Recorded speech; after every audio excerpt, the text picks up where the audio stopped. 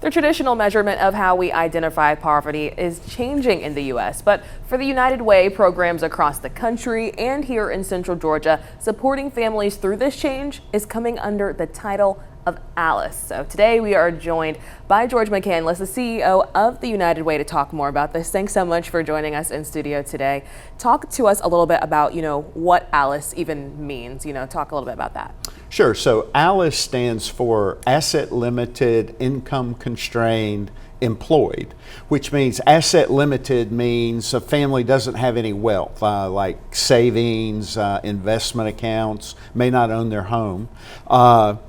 They're income constrained, which means they earn less than the ALICE livable wage for our area.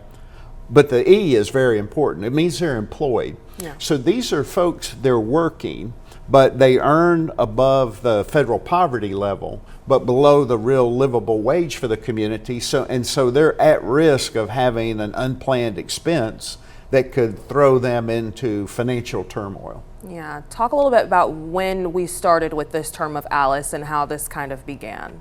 Yeah, it's interesting how it started. It started about 16 years ago in Morristown, New Jersey, the United Way of Northern New Jersey, which serves one of the wealthiest areas in the United States per capita density.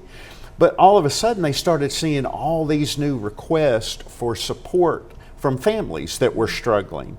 And so they started wondering what's going on here, and they then partnered with Rutgers University, and they found out that they had all these families that were working, but the cost of living had risen faster than their wages had, so now all of a sudden they were having these financial difficulties. Yeah, how many states across the U.S. have kind of adopted this framework of ALICE? So right now I believe it's in 37 states, and it's a United Way led initiative, and so 37 states have adopted it, and there are new states that join every 2 or 3 months. I think all the rest of them are evaluating it.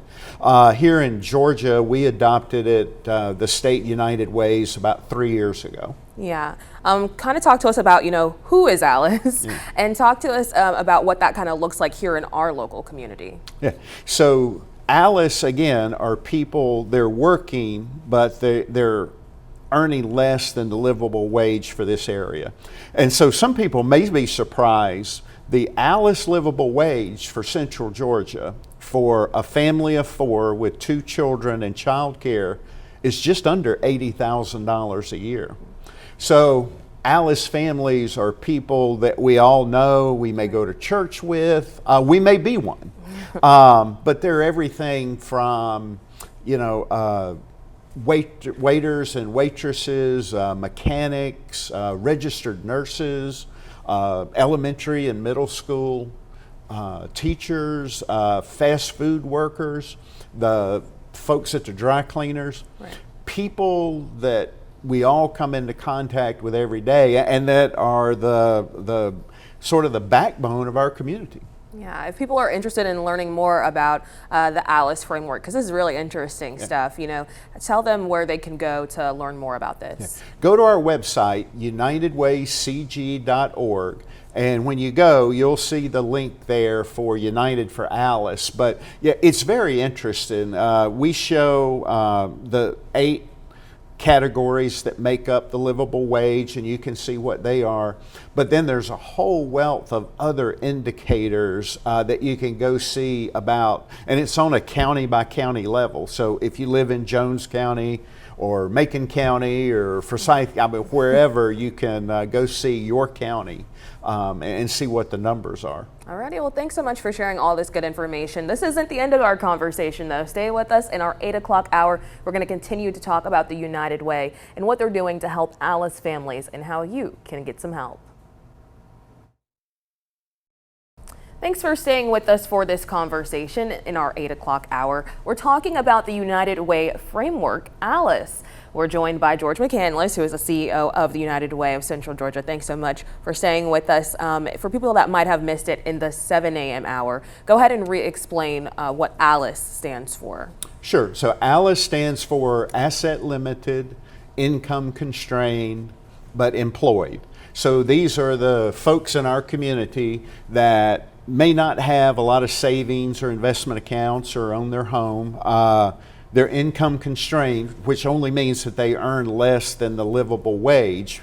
But the key thing is they're earning. The E is that they are employed. Yeah. Now, talk to us a little bit about here in our area of Central Georgia. You know, how many families have you found that would fall under this ALICE framework? Yeah.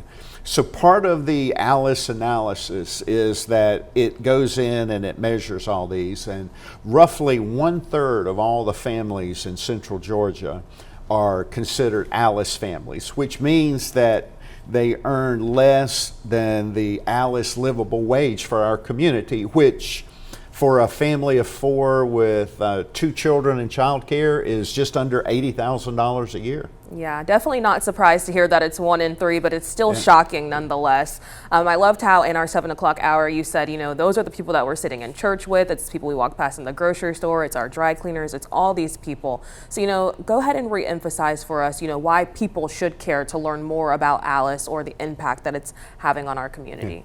So helping these families, again, that are the backbone of our community, they could be anyone from our school teachers to our registered nurses. My car was in the shop the other day, to the mechanics, to the folks that serve us food. I mean, these are the people that we all depend on and want to depend on, and being able to have a safety net for them if they do encounter an unplanned emergency. You know, we've had families, their car breaks down and they don't have the money to fix it, and one of the spouses ended up losing their job because they couldn't get to work. Yeah. And you know, that's what we're trying to do at United Way, is help and work with our partners to provide that safety net.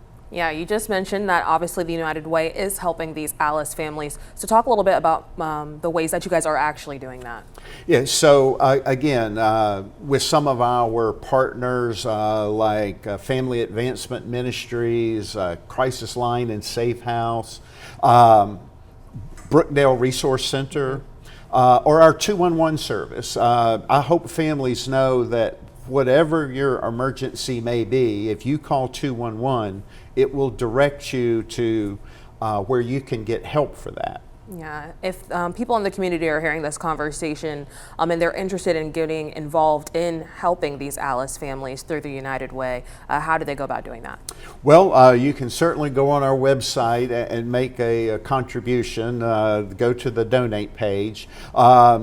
If you'd like to learn more about it, though, you know, before you take that step, they can reach out to me. I would love to talk to them individually, because I don't look at this as charity. I look at this as we're investing in the fabric of our community.